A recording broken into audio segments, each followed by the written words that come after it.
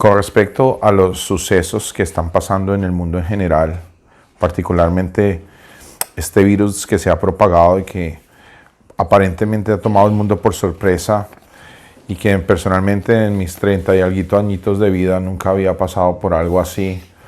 Nada, incluso cuando el H1N1 se desató y también fue una crisis casi pandémica en el mundo. Creo que las redes sociales han contribuido en infundir el pánico más que contribuir a informar. Yo creo que cada persona es libre de tener un balance entre lo que considera información, precaución y pánico. Pero sin duda alguna, la iglesia cristiana tiene que jugar un papel muy importante. Y hoy quiero hablar una palabra en una dimensión un poco más adulta. Por esa razón quiero que se prepare para tomar nota de las cosas que Dios ha mostrado a mi vida, me ha regalado en mi corazón, de una forma madura, y de una forma estructurada y de algo bastante serio, como cuando un padre llama a su hijo en serio. Como hablar de hombre a hombre o de mujer a mujer, o hablar de padre a hijo, de padre a hija, algo completamente serio. Creo que el día de hoy hay una palabra precisamente al respecto de eso. Y quiero invitarlos a leer en Lucas 21 las palabras de Jesús. Antes de ir a la cruz, Jesús se sentó con sus discípulos y advirtió acerca de cosas que habrían de venir.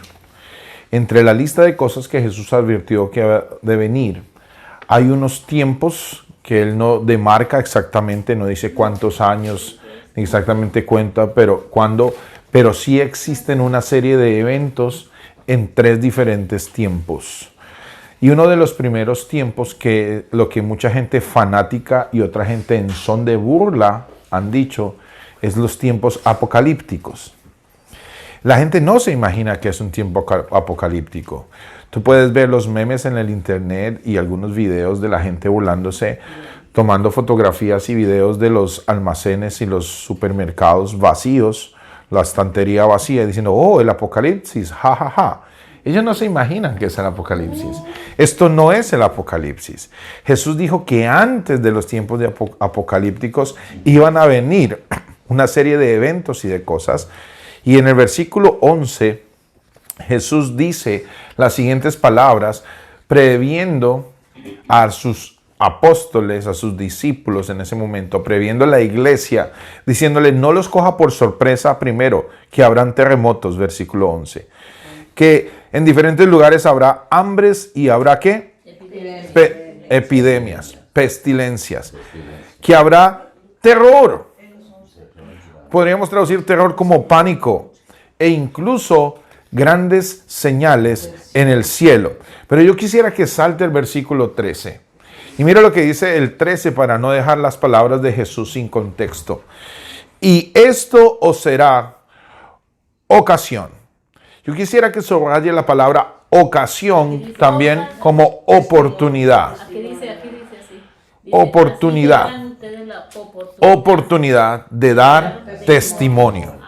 Ahora, no pueden ser los tiempos apocalípticos, porque tiempos apocalípticos precisamente son aquellos que se cumplen una vez la iglesia ha asistido a las bodas del Cordero. Así que estos no son tiempos apocalípticos, son pre-apocalípticos. No sabemos cuánto van a durar. La iglesia es la que hace responsable de cuánto duren, porque el propósito de Jesús es que su evangelio, la palabra del reino, se expanda en toda la tierra y entonces sí vendrá el fin. Ahora, si estos no son tiempos apocalípticos, si estos no son tiempos de gran tribulación, ¿qué son? Es la pregunta.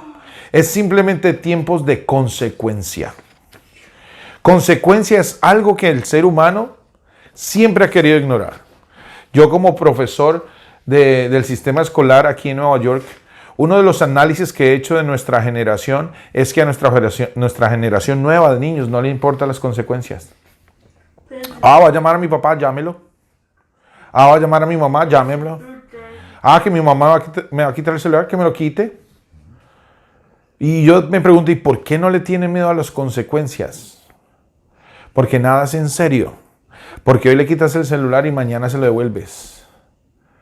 Porque no hay una mentalización acerca de la gravedad de los actos. Ahora, eso ha escalado. Y nosotros nos podríamos quejar de que por qué el aire está tan contaminado y no nos damos cuenta de la irresponsabilidad que ha habido en la humanidad acerca de los combustibles. Nosotros no ponemos seriedad en respecto del reciclaje. Nosotros no le ponemos seriedad al respecto de muchas cosas como la alimentación. Es increíble ver que un niño pase su bandeja a la hora del almuerzo, reciba la porción de comida. Estoy hablando de Nueva York porque lo veo así todos los días. Reciba la comida y una vez sale de la fila, la tire a la basura tal como se la sirvieron. Y no pasa solamente en Nueva York. Esta generación lo está haciendo así.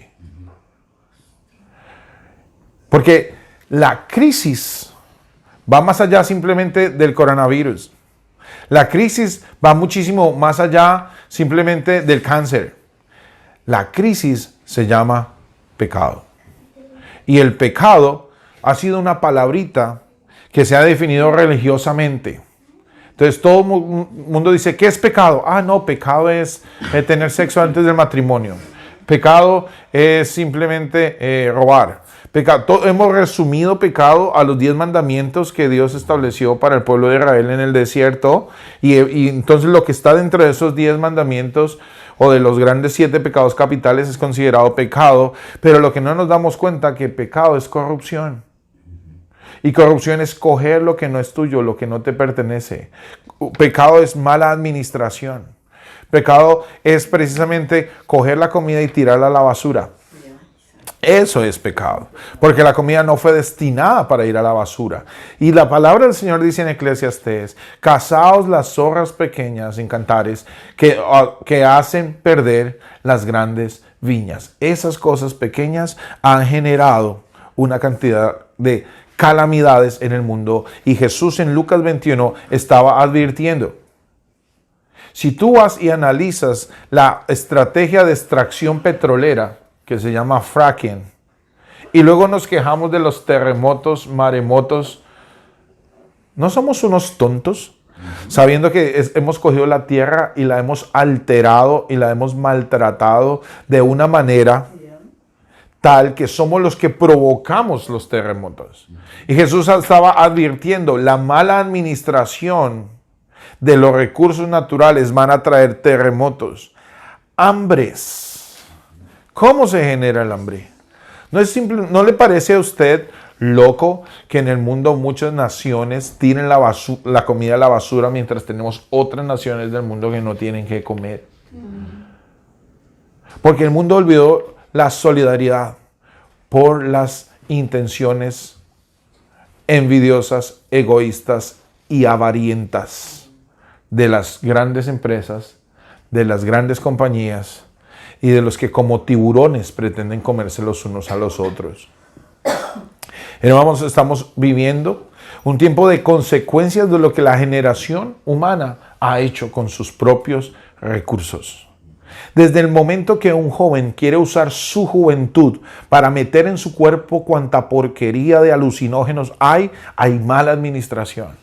¿Por qué coger nuestro cuerpo y someterlo al tabaco? ¿Por qué coger nuestro cuerpo y llenarlo de alcohol? ¿Por qué coger nuestro cuerpo y llenarlo de cocaína y de marihuana y luego ir al gobierno y exigirle que me autorice destruir mi cuerpo? ¿No es eso una condenación? ¿No es eso una situación lamentable y deplorable en la condición humana? ¿Cómo es que una persona ahora ya no quiere ser ni hombre ni mujer? No soy nada. Mi cuerpo no vale. Yo soy lo que pienso.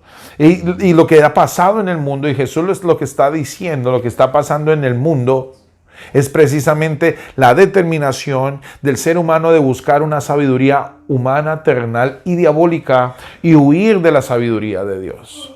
Entonces luego están quejándose que porque el SIDA, que porque el herpes, que porque tantas enfermedades que son causadas a causa de sexo anal, el papiloma humano y tantas cosas que están matando. Eso no lo publican en las calles. En las calles salen a gritar, queremos nuestros derechos de ser homosexuales, pero nadie grita, estamos quebrando el sistema del seguro social porque a causa de nuestras prácticas sexuales estamos acabando con el sistema de seguridad médica. Y nos quejamos de las pestes. Yo no podría asegurar que lo que está pasando es fabricado, como pasa en la teoría de la, ¿cómo se llama la teoría? De la conspiración. Que el último virus fue fabricado para matar cierta población de gente, y entonces yo no podría asegurarme que eso es así. Pero tampoco me sorprendería de que se comprobara, porque la maldad del ser humano ha llegado a tanto que si un hombre es capaz de colgarse una bomba en el cuerpo, entrar a un centro comercial, detonarse, si un hombre es capaz de subirse a un avión, tomar el control del avión, estrellarlo contra un edificio, si un hombre es capaz de colocarse una bomba en su cuerpo, ir cruzando frente a un pelotón militar y estallarla, ¿cómo no serán capaces también de poner un virus en el cuerpo de una persona y ponerlo a expensas del mundo entero? Jesús estaba advirtiendo, eso va a pasar. La forma como el mundo camina sin Cristo es lo que ha desencadenado. Pero versículo 13 tiene que ser nuestro énfasis. Como iglesia no podemos entrar en shock, no podemos entrar en crisis, no podemos atrincherarnos. Dios me mostraba la imagen de David y Goliat, y llega David al territorio a mirar cómo un gigante los amenaza y ellos están atrincherados, escondidos. Y el gigante solo vociferaba. Es necesario que la iglesia se levante como una generación de David a decir, usted viene contra mí con todas sus porquerías de pecado, de maldad, de virus y lo que sea, pero nosotros hoy nos levantamos en el nombre del Señor. Pero me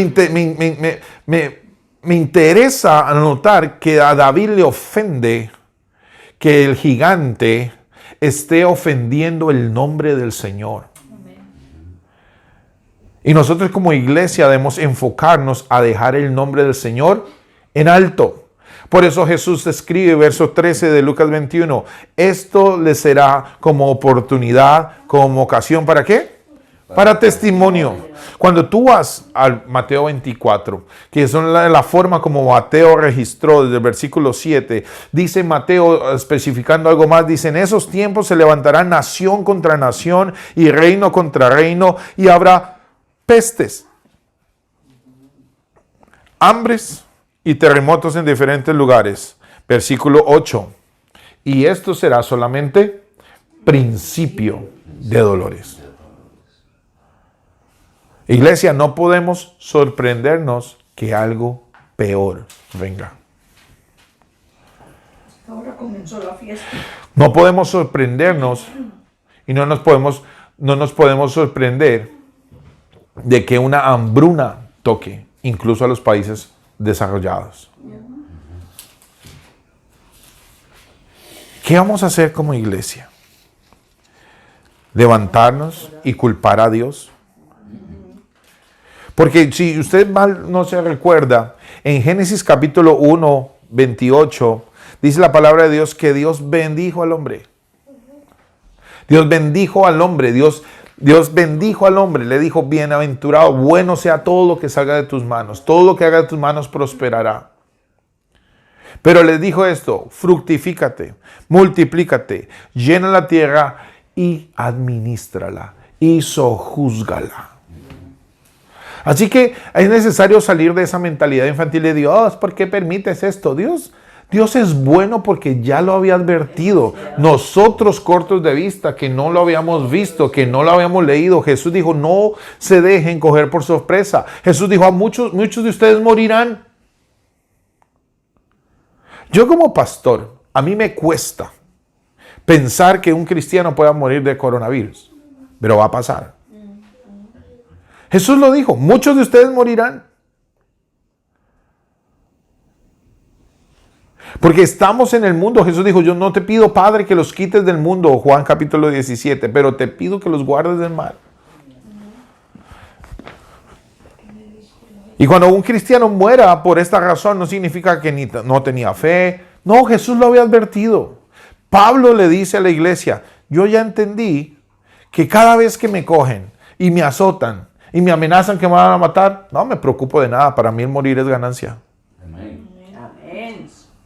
Pero me toca quedarme, dice Pablo, a causa de ustedes. Porque todavía tengo mucho que decirles. Ahora, nosotros no le podemos tener miedo a la muerte.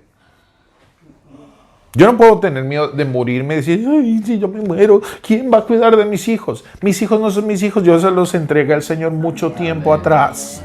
Y si yo me muriera, Él velará por ellos. Si yo me muriera, Él se encargará por ellos, porque Él es el que recoge al huérfano y a la viuda. Y si yo me muero, entonces ¿qué? Entonces nada, gloria a Dios, voy a su gloria. ¿Estoy preparado para la eternidad? Sería la pregunta. Eso es lo que pasa. Yo soy un convencido que en el subconsciente del ser humano el miedo a la muerte es, no tengo segura mi eternidad. Amén. ¿Sí? Y si el virus llegara a tocar a alguien y oramos por su sanidad, que sea la voluntad del Señor que manifieste su poder, que sea la voluntad del Señor que lo llame a su presencia. Pero yo no me voy a sorprender porque Jesús me lo advirtió. Jesús me dijo, yo les entrego un mundo, ustedes lo volvieron un desastre. Ahora las consecuencias son estas, advirtió Jesús. Eso es lo que va a venir al mundo, esto es lo que va a pasar. Manténgase firmes. Manténganse firmes hasta el fin, porque solo el que persevera hasta el fin, ese es el que va a ser ¿qué? Salvo. Solamente el que persevera hasta el fin. Yo sé que hay pastores y predicadores diciéndole, hermano, la salvación no se pierde. Hermano, el que aceptó al Señor una vez para siempre salvo es. No, la salvación es para el que persevera hasta el fin. Persevera. La salvación no se pierde porque Jesús murió en la cruz del Calvario una vez y para siempre. Ahí está la salvación. Pero la gente no quiere tomar la salvación. Estamos llenos de gente simpatizante. Gente que apenas le gusta nomás. Ah, sí, a mí me gusta ir a la iglesia porque me siento bien. Entonces, como él asiste, como él se congrega, incluso diezma y ofrenda, pensamos que es un salvo. Y resulta que no, que su corazón está lleno de lo que Juan dijo. El deseo de los ojos, la vanagloria de la vida y la codicia. Esa es la condenación de la iglesia. La condenación de la iglesia que vamos a analizar a continuación es precisamente la falta de sinceridad, de honestidad, la hipocresía. En estos tiempos de crisis es cuando dijo Jesús, es en los tiempos de crisis, que el trigo se dobla, pero la cizaña se mantiene derecha. Y entonces será fácil saber quién es cizaña y quién es trigo. Quién tiene fruto y quién no. Aunque estemos sembrados en la misma hectárea, en la misma era, en el mismo lado, en la misma línea, uno junto al otro. Es en estos tiempos cuando estamos viendo creyentes en crisis, en pánico, en shock, temiendo por su eternidad. Yo no le tengo ningún otro miedo a ninguna otra cosa de pensar que si me toca morirme hoy, no estuviera con mi Señor para siempre. De resto, no me gusta el dolor, es lo único que pienso. Es lo único que digo, no me gusta el dolor. Pero recuerdo las palabras de mi abuela. Cuando una semana antes de morir y yo iba a orar por ella, me advierte, me dice, hijo, no ores porque Dios me sane ni porque yo me quede. Ora porque el Señor ya me lleve a su presencia. Es una oración loca. Es una oración, como el Señor, acuérdate de mi abuela y llévatela. Pero así tuve que orar. Señor, mi abuela hizo su trabajo, ha predicado tu evangelio, trajo a la familia al evangelio, a tu reino. Ha sido para mí una bendición, me cuidó de pequeño, me ha enseñado tu palabra, me senté con ella a cantar los coros. Ella se inventaba las melodías y hasta las letras. Ella me enseñó a creer en ti, ella me ha consentido, me ha querido. Señor, su tiempo se ha cumplido. Una semana más tarde muere. Porque estaba segura de ¿qué? De su eternidad, de su salvación. Pablo fue tan atrevido de escribir las iglesias, es decir, ya pronto me voy. Yo la carrera que tenía por delante ya la cumplí. Ya llegué a Roma, les puse una bomba aquí en Roma que se llama iglesia y con eso ya me doy por bien satisfecho. Ya solo espero que el Señor me llame a su presencia. Así que cada día que Pablo vivía era ganancia para él en vida, pero un día menos para estar en la presencia del Señor. Era un día de espera menos. Ahora, ¿cuál es la actitud que la iglesia debe tomar? Porque lo que ha hecho sorprendente es que las medidas gubernamentales en todos los países que han sido tocados por el virus es no pueden haber reuniones. Claro, porque una vez ha sido determinada como pandemia, entonces ahora las medidas en Colombia están por 500 personas, en Estados Unidos están por 250 personas. Y podría cambiar esta noche. Y podría llegar a ser Nueva York, muchos edificios que tienen, muchas empresas que tienen la posibilidad de hacer teletrabajo, de trabajar desde la casa. Ya ha sido determinado que puedan ir a trabajar desde la casa y se reportan a la empresa desde su casa a una hora y trabajan desde su computadora. Eso ya está. A partir del lunes todo va a funcionar así. Sí, a partir del lunes todo va a funcionar de esa manera, a partir del lunes 16. Y las escuelas se han sometido a limpieza y muchas escuelas públicas, la mayoría ya han cerrado. Ahora yo me pregunto, la iglesia también cerró. Y estamos usando los medios de comunicación para hacer el servicio, para compartir la palabra. Ahora yo me pregunto, ¿cuántas personas desde su casa se van a encamar? Dígase el término encamar, estar en su cama, prender el celular, prender el iPad y van a tener en el iPad, en el celular la predicación y en el televisor la película. Esa es mi pregunta. Porque la cuestión no es si yo pongo el mensaje en la televisión. Mi cuestión es si soy sincero, íntegro, estoy aware, si estoy consciente de que hay un problema o una campana, hay una alerta que me está llamando como iglesia y que yo en mi casa no puedo poner la película en una televisor y poner al pastor a hablar, así no le pongo atención. Pero ahí vi el servicio en la iglesia. No sé cuántas personas de su casa van a reunir a su familia, incluso a sus vecinos o a las personas más cercanas. Van a pasar el link y van a decir a las 10 de la mañana, a las 11 de la mañana, nos vamos a sentar en actitud de iglesia. Esto es lo que va a salir a prueba. ¿Cuántos van a estar comiendo palomitas de maíz mientras ven la predicación, como si esto fuera un cine? Esa es mi pregunta. Mi pregunta es, ¿cuánta gente que no es capaz de atender la palabra del Señor estando aún en el templo o atender a la palabra estando aún en la casa? Porque en el templo está el texto, en el templo está el Messenger, en el templo está el Instagram, en el templo está el Facebook, en el templo está el TikTok, en el templo está el selfie, en el templo está aquí, está allá. Ahora me pregunto, en casa, ¿cómo te vas a comportar? ¿Eres capaz de tomar el servicio en casa?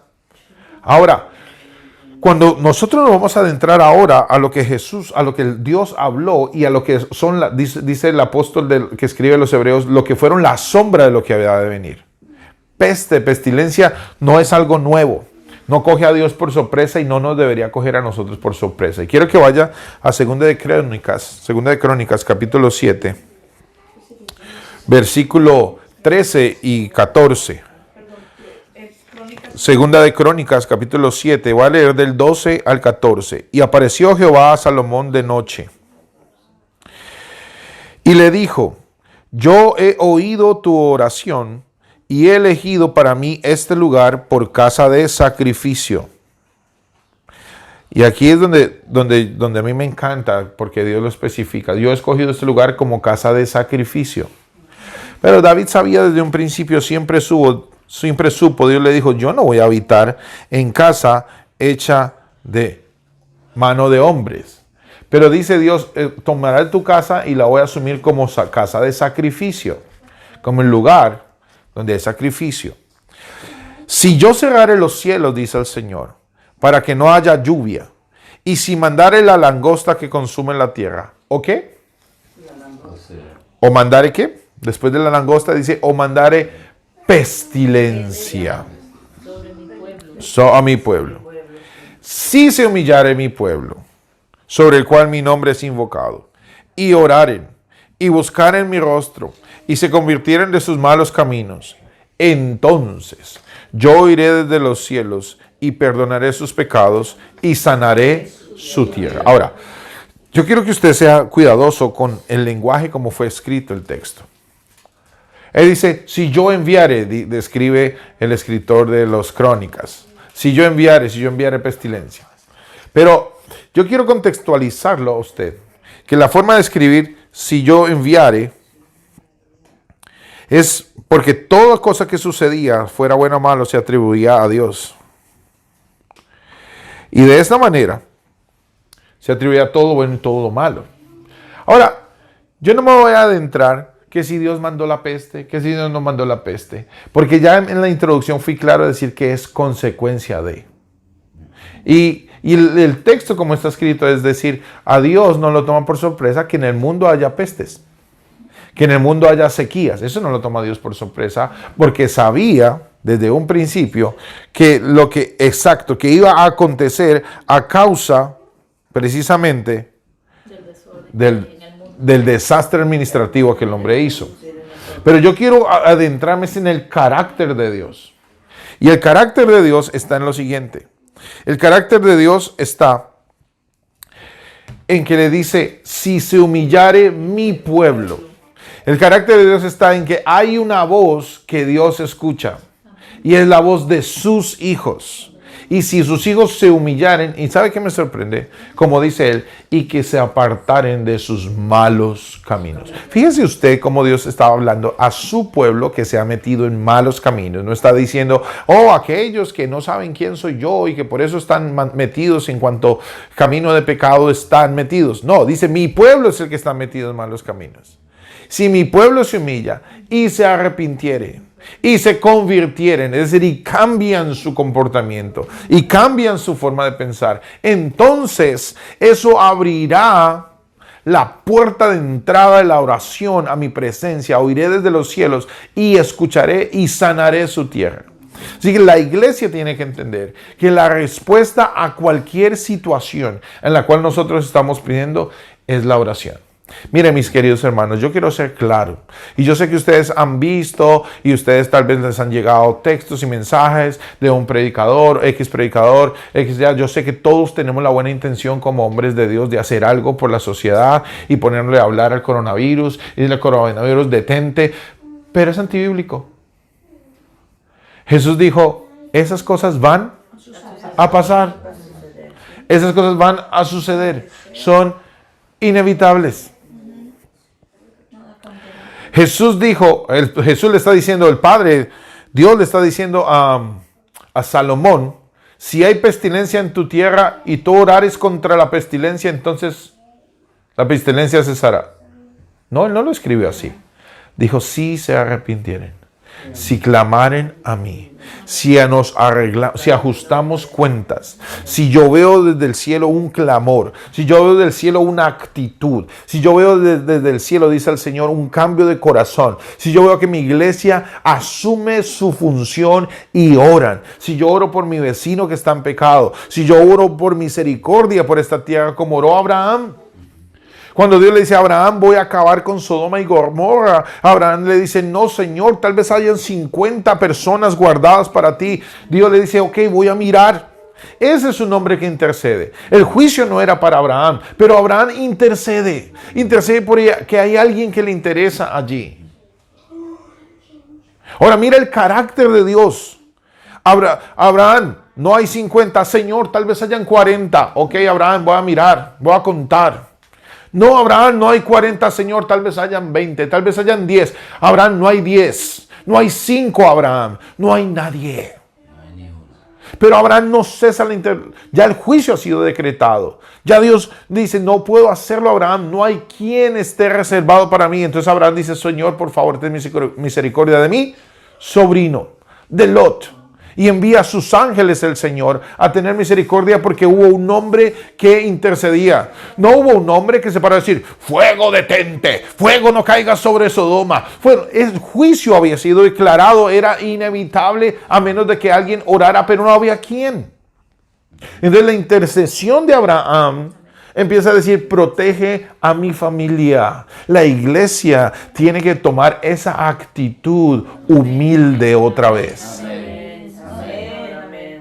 La iglesia tiene que tener la actitud, no del ladrón que mira a Jesús en la cruz y le dice, hey, hijo de Dios, bájate y bájame a mí también. Porque es la actitud que la iglesia ha tomado. Hey, hijo de Dios, sálvenos y sálvese usted y sálvenos a nosotros. La iglesia necesita tomar la actitud del otro, del que le dice, oh, tú sigues siendo Dios y tú eres el rey. Acuérdate de mí cuando vengas en tu reino. ¡Qué humildad! ¡Qué profundidad de petición de decirle, yo lo que quiero velar es por mi eternidad. Ya lo que pasó aquí ya pasó. Ya la peste está aquí, ¿qué vamos a hacer? Pero ¿qué de mi eternidad? Quiero estar seguro de que voy a estar contigo. La iglesia necesita tomar esta palabra y tomársela en serio. Tiene que postrarse y orar. Tiene que postrarse y de verdad clamar al Señor, Padre, hemos pecado. Ahora, cuando Dios habla sobre esto, yo quiero hacer referencia a lo que iba a pasar, a la historia de Israel. Israel vivió toda una historia de un tire y afloje, de un back and forth, de un ir y venir con Dios. Cuando tú vas al libro de Jueces,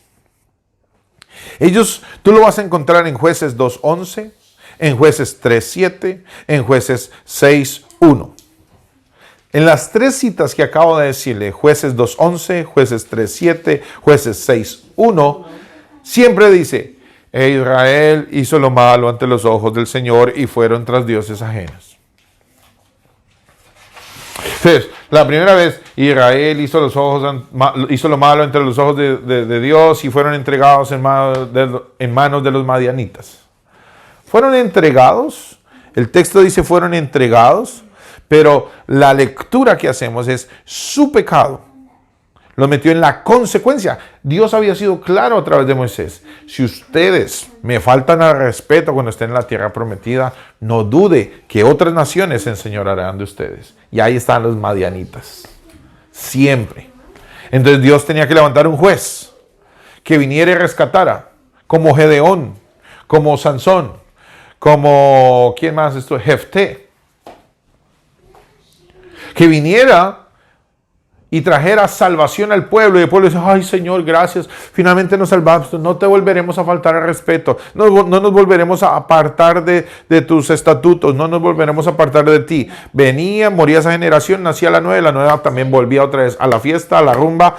Y dice la palabra del Señor en Jueces capítulo 3:7, un capítulo más tarde, y los hijos de Dios volvieron a hacer lo malo ante los ojos del Señor. Otra vez la generación, vuelve y se muere, Dios lo rescata, se muere, nace otra generación, lo mismo, otra vez de vuelta siempre a alguna palabrita que nosotros tenemos que aprender, que se llama paganismo.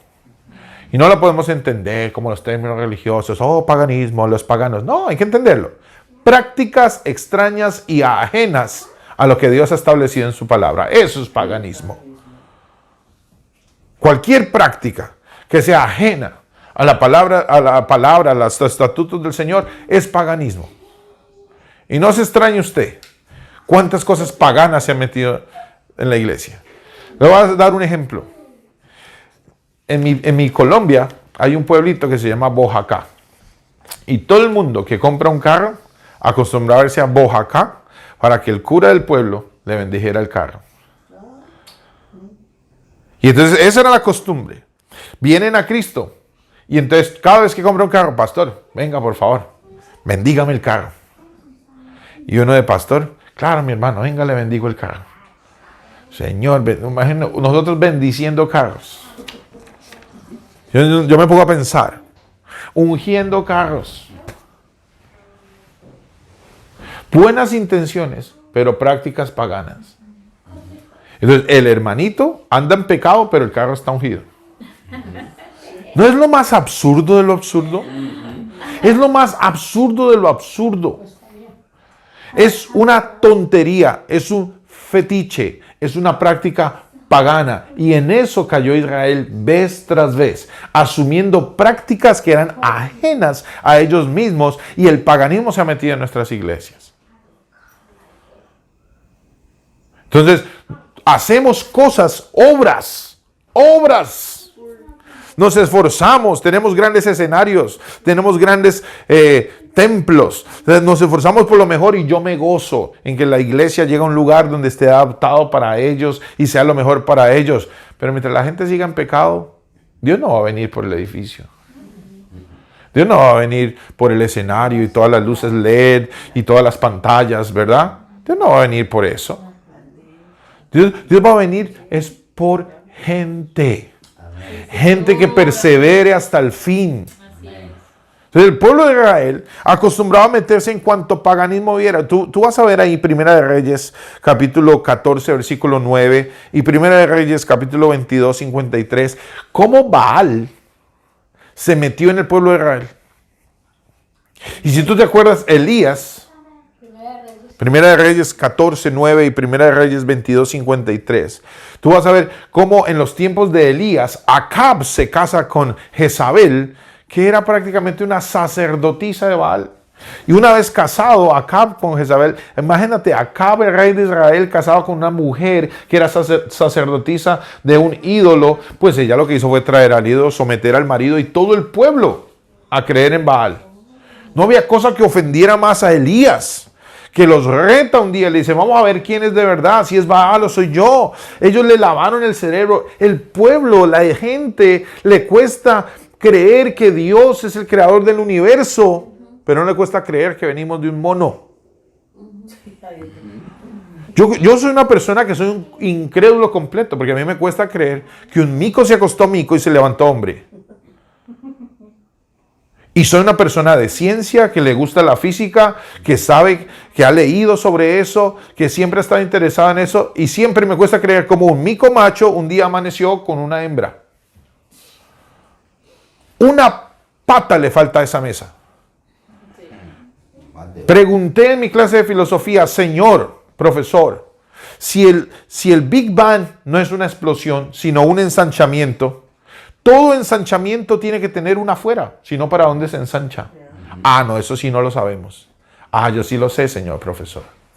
Y la Biblia me dice a mí que en la mano del Señor Él sustenta absolutamente todo. Pero hay que tener fe para pensar que Dios no existe. Hay que tener mucha fe. Pero la iglesia, el mundo, le cuesta creer más en otro tipo de corrientes de pensamiento que en la palabra del Señor. Oye, yo quiero llevarlo a lo que dijo David en Salmos 106, Salmos 106, 28 y 29. Mira cómo David describe la historia de Israel. Dice, se unieron también a Baal Peor y comieron sacrificios ofrecidos a los muertos. Le provocaron pues a ira con sus actos y ahí está la palabra, y la plaga se desató. David está diciendo, cuando la gente cae en idolatría, la plaga se desata. Y yo tengo un sentir muy fuerte para la iglesia. Puede ser duro, pero nosotros tenemos que salir de la idolatría. La idolatría no es tener un muñequito en la casa, en la entrada, o tener la fotico recordando al maestro en la pared. Eso es inocente. Desde ciertas aristas, aunque tenga implicaciones espirituales, espiritistas y trasfondos satánicos. Pero hay gente que idolatra su trabajo. Hay gente que idolatra sus posesiones. Hay gente que idolatra su carrera. Hay gente que el ídolo de la gente son ellos mismos. Y no importa si van a la iglesia. Su ídolo son ellos mismos. Su ídolo es su carrera. Su ídolo son sus hijos. El ídolo es todo aquello, idolatría, es poner en el lugar de Dios algo completamente diferente y ajeno. Y si yo pongo en el lugar de Dios, que fue lo que el pueblo hizo, a Baal, pues yo sigo a Baal y sigo a sus prácticas. Si yo tengo una persona en mi casa, en mi familia, que amo tanto y la pongo en el lugar de Dios y esa persona me dice, deje de leer la Biblia, y dejo de leer la Biblia porque esa persona me dijo, pues estoy sometida a esos estatutos. Pues se volvió mi ídolo. Yo estoy sometido en obediencia a otra autoridad, a otra influencia que no es Dios y su palabra. David escribe: cada vez que el pueblo cae en idolatría, se desata la plaga. ¿Cuál es la función de la iglesia? Primero, volver al Señor. Nosotros como iglesia tenemos que volver al Señor. Porque mire, el ayuno, el clamor, la oración, hacen dos cosas. Primero, autorizan a Dios para que intervenga, porque Dios una vez le entregó dominio y autoridad al hombre. Dios no se va a meter. Tenemos que entender claro que el administrador de este planeta se llama el ser humano, y la oración es una acción de reino, es un trámite legal que autoriza a Dios a intervenir. Mientras no haya oración, nunca habrá intervención. Así que la oración hace que Dios intervenga. Y segundo, la oración, el clamor, el arrepentimiento, volver nuestros ojos al Señor, provoca la misericordia del Señor. Mire, cuando usted analiza a Jonás, Jonás tiene una actitud de: si esa gente se arrepiente, Dios las perdona. Yo lo que quiero es que se mueran todos esos malvados. Me importo yo y no me importan ellos, malos, perversos. ¿No le parece que la iglesia a veces tiene mucho de eso? Mire, la actitud de Jonás es como aquel que tiene la vacuna y no la comparte. Jonás tenía la vacuna y cuando él le dice: por favor, me hace el favor y llevas lo que tienes, mi palabra, mi amor. A las personas de Nínive le dijo: oh, sí, a Nínive, no, olvídelo, me voy para Tarsis. Y Dios tiene que ir a buscar a Jonás y tiene que pasarlo por 3 días de mucho dolor para que él entienda que a Dios se le hace caso o se le hace caso. Iglesia, o le hacemos caso al Señor por las buenas o le hacemos caso al Señor, porque finalmente Él puso la medicina, la vacuna en la iglesia. ¿Qué decía Jonás? Arrepentidos porque el juicio viene. ¿Cuál era la vacuna? Arrepiéntanse.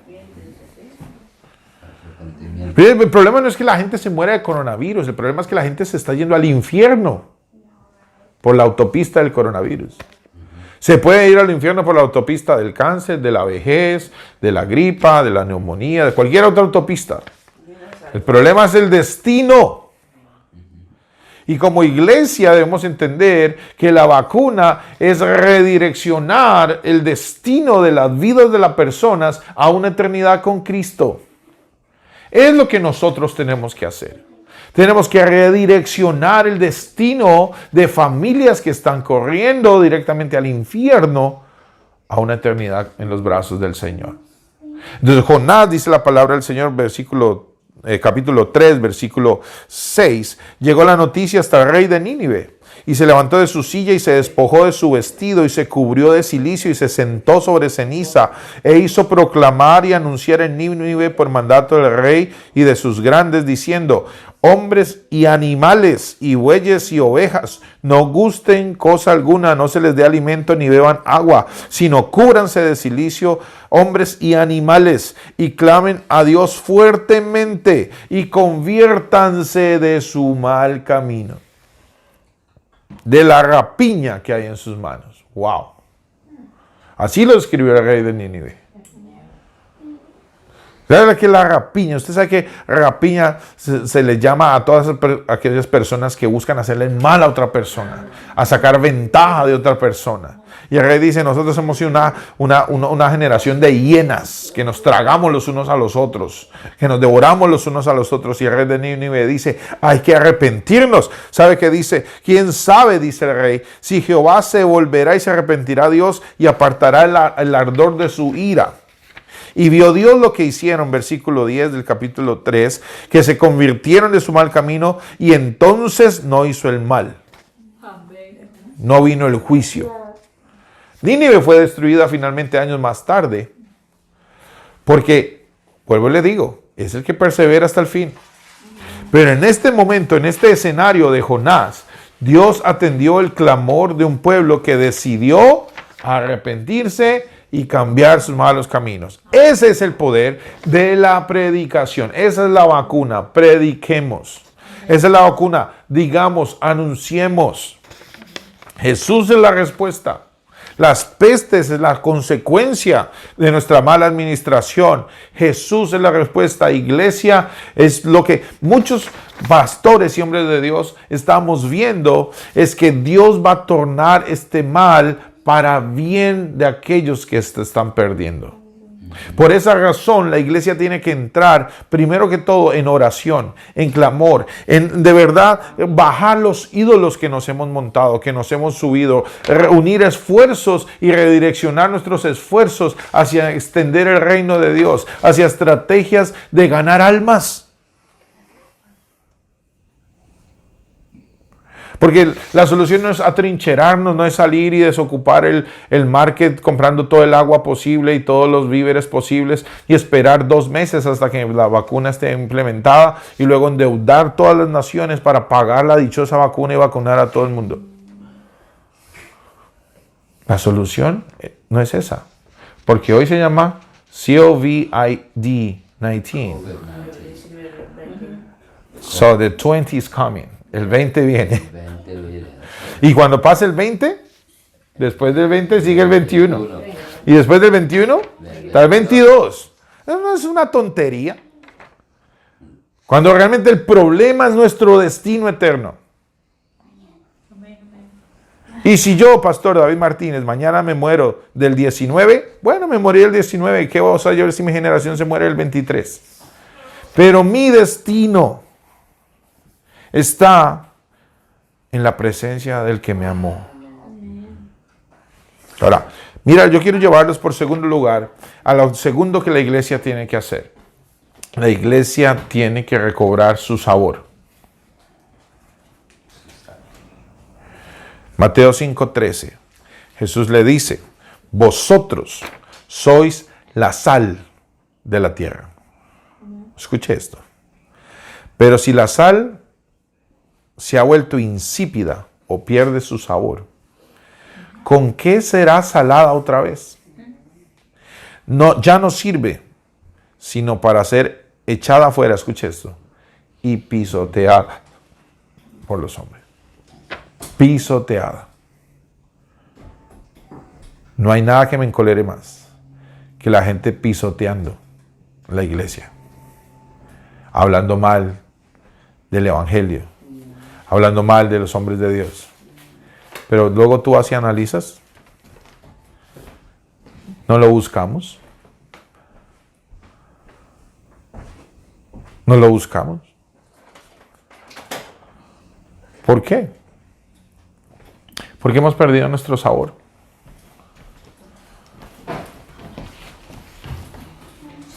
Hemos perdido nuestro sabor en nuestra predicación. Hemos perdido nuestro sabor en nuestros servicios.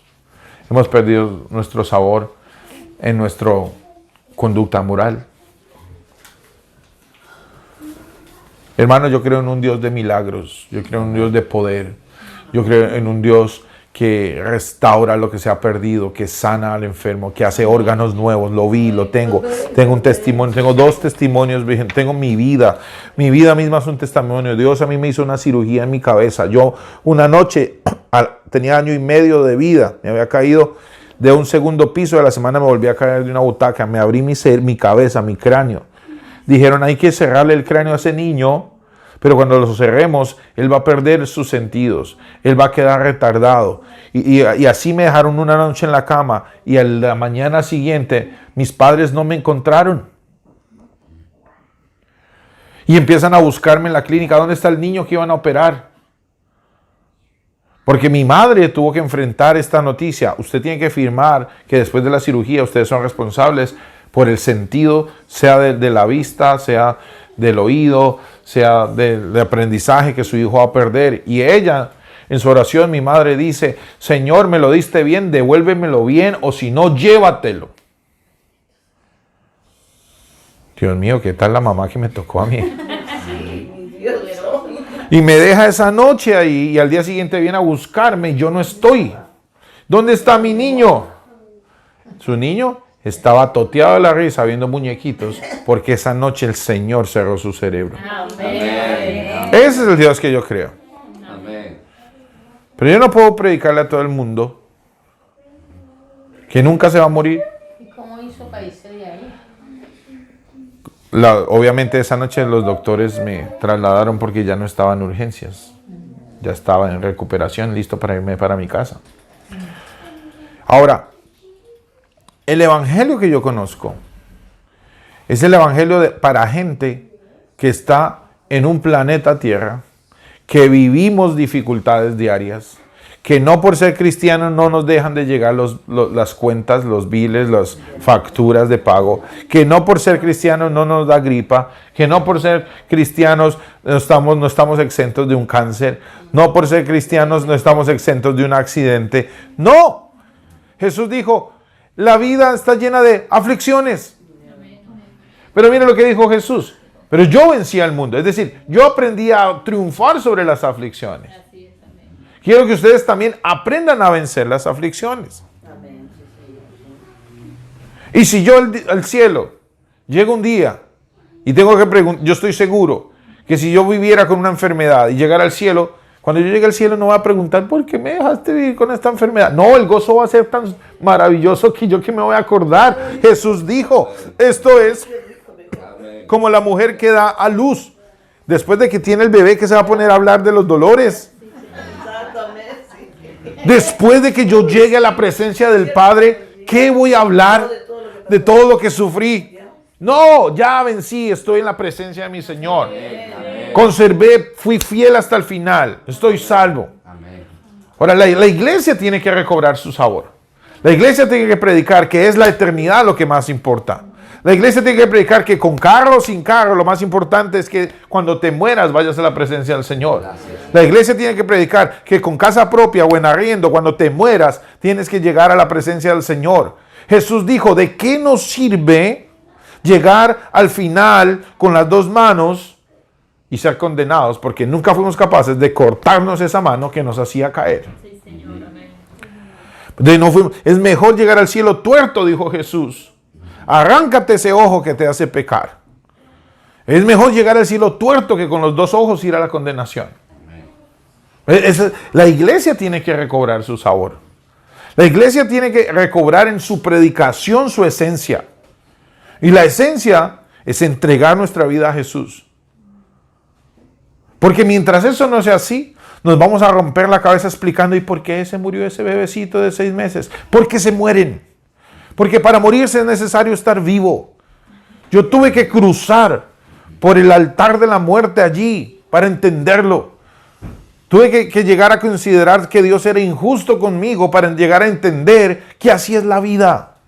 Que unas veces las cosas salen con una expectativa y otras veces las cosas están por fuera de nuestras expectativas y no por eso Dios deja de ser Dios y Dios deja de ser bueno.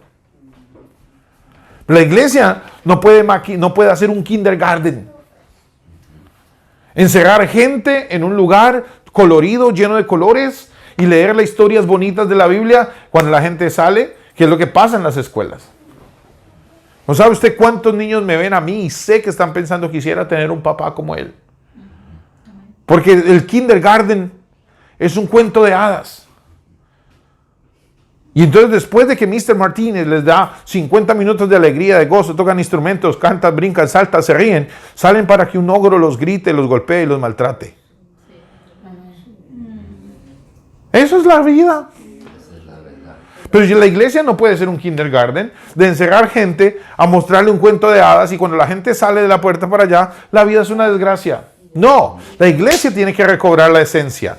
La iglesia tiene que saber que si usted está siendo maltratado, usted no nació para ser maltratado. Tiene que reaccionar, tiene que buscar la ley.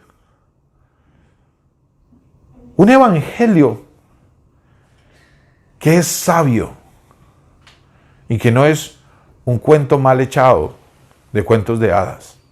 La iglesia tiene que recobrar su sabor. Porque si no, la iglesia es burla. Dijo Jesús, si se vuelve insípida, no sirve para otra cosa, sino para echar afuera y que los hombres la pisoteen. Tercero, la iglesia necesita levantar un estandarte de salvación. La iglesia necesita poner el nombre de Jesús en alto. Jesús en el libro de Juan, capítulo 3, verso 14, dijo: como Moisés levantó la serpiente en el desierto, así es necesario que sea levantado el Hijo del Hombre. Mira, él estaba haciendo referencia a lo que pasó en Números 21, capítulo 8 al 9. Como siempre, por un pueblo quejumbroso y que empezó a hablar más de Moisés, en medio del desierto salieron un poco de culebras y empezaron a morder, venenosas. Y empezaron a morder la gente empezó a morir. Y Dios le habló a Moisés: ok, Moisés, hazte una serpiente de bronce, colócala en un asta y ponla en la cima. Y todo aquel que sea mordido por una de estas serpientes, pero mire a la serpiente que está en el asta, será salvo. Y así lo hizo Moisés. Y pone la serpiente en la cumbre. Y cuando la gente era mordida por el coronavirus 001, las del desierto, miraban a la cruz y eran salvos. La iglesia tiene que recobrar ser un ícono de salvación. La iglesia no puede seguir ni acolitando pecado, ni aplaudiéndole a la gente todas las maldades y equivocaciones que hace.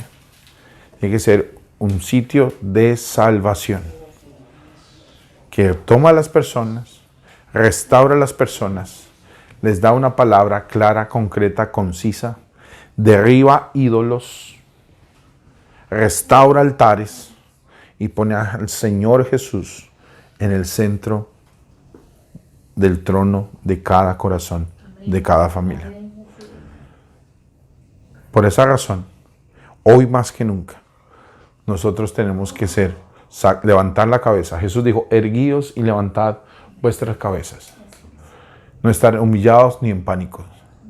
Y si el coronavirus llegara a tocarnos, con más razón levantaremos la cabeza. ¿Qué importa cuál autopista tomemos para ir al cielo? Lo importante es que vayamos para el cielo. Así es. Así es. Pero que el nombre del Señor esté en alto y todos aquellos que miren a su nombre, Jesús, sean salvos. De todas las naciones de la tierra, como está en el nuevo logo de Praise Church, el nombre de Jesús siempre en alto. El nombre de Jesús en alto. Porque solo en Él hay salvación. Jeremías 6, versículo 16. Dice el Señor al pueblo que está en medio de aflicción: así dice el Señor: paraos en los caminos y mirad, y preguntad por las sendas antiguas, cuál sea el buen camino, y andad por él, y hallaréis descanso para vuestra alma. Amén. Oremos. Padre, te damos gracias por tu amor y tu bondad, Señor. Queremos como iglesia unirnos hoy en el nombre de Jesús para retomar el camino, el perfecto, el que tú has determinado para nosotros. Yo me quiero unir con cada persona que ha escuchado este mensaje, que necesita recobrar el sabor a sal. Como iglesia, Señor, nos venimos a ti, Señor, y volteamos a ti nuestros ojos y retomamos en el nombre de Jesús, Señor Padre, la senda antigua, el buen camino para caminar en tu palabra, en el nombre de Jesús. Amén.